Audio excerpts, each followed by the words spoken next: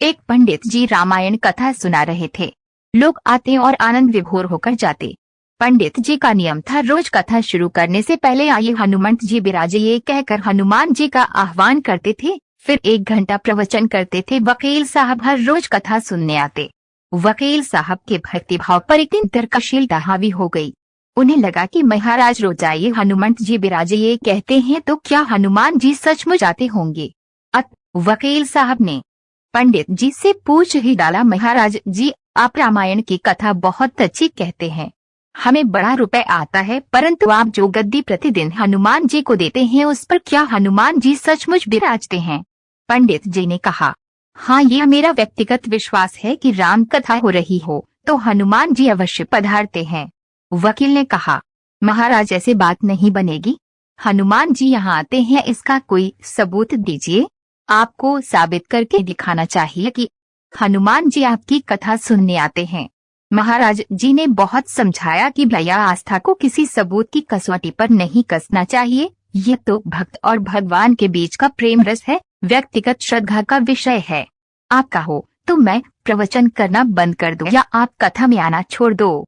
लेकिन वकील नहीं माना। वो कहता ही रहा कि आप कई दिनों से दावा करते आ रहे हैं, यह बात और स्थानों पर भी कहते होंगे, इसलिए महाराज आपको तो साबित करना होगा कि हनुमान जी कथा सुनने आते हैं।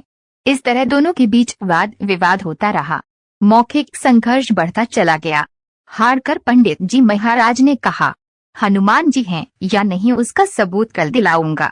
कल कथा शुरू हो तब प्रयोग करूंगा। जिस गद्दी पर मैं हनुमान जी को विराजित होने को कहता हूँ आप उस गद्दी को आज अपने घर ले जाना, कल अपने साथ उस गद्दी को लेकर आना और फिर मैं कल गद्दी यहाँ रखूंगा। मैं कथा से पहले हनुमान जी को बुलाऊंगा, फिर आप गद्दी ऊंची उठाना। यदि आपने गद्दी ऊंची कर दी तो समझना कि हनुमान जी नहीं हैं। वकील इस कसौटी के लिए तैयार हो गया। पंडित जी ने कहा, हम दोनों में से जो पराजित होगा वह क्या करेगा, इसका निर्णय भी कर लें। यह तो सत्य की परीक्षा है। वकील ने कहा, मैं गद्दी ऊंची न कर सका तो वकालत छोड़कर आपसे दीक्षा ले लूंगा। आप पराजित हो गए तो क्या करोगे। पंडित जी ने कहा, मैं कथावाचन छोड़कर आपके ऑफिस का चपरासी बन जाऊंगा। अगले दिन कथा पंडाल में भारी भीड़ हुई। जो लोग रोजाना कथा सुनने नहीं आते थे वे भी भक्ति, प्रेम और विश्वास की परीक्षा देखने आए। काफी भीड़ हो गई। पंडाल भर गया।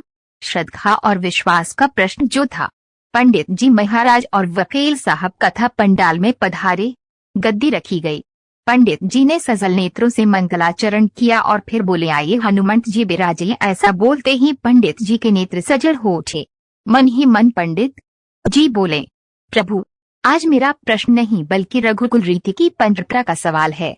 मैं तो एक साधारण जनवरी हूँ, मेरी भक्ति और आस्था की लाज रखना।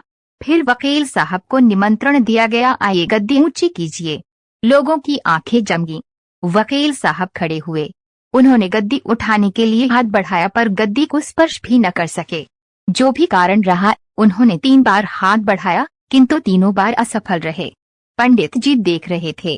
गद्दी को पकड़ना तो दूर, वकील साहब गद्दी को छू भी न सके।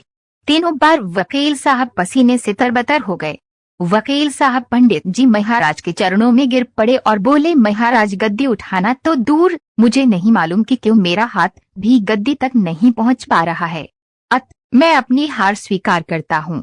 कहते हैं कि श्रद्धा और भक्ति के साथ की गई आराधना में बहुत शक्ति होती है। मानो तो देव नहीं तो पत्थर। प्रभु की मूर्ति तो पाषाण की ही होती है, लेकिन भक्त के भाव से उसमें प्राण प्रतिष्ठा होती है तो प्रभु विराजते हैं। श्री राम जी की जय। हे नाथ, हे मेरे नाथ। जय बजरंगबली की।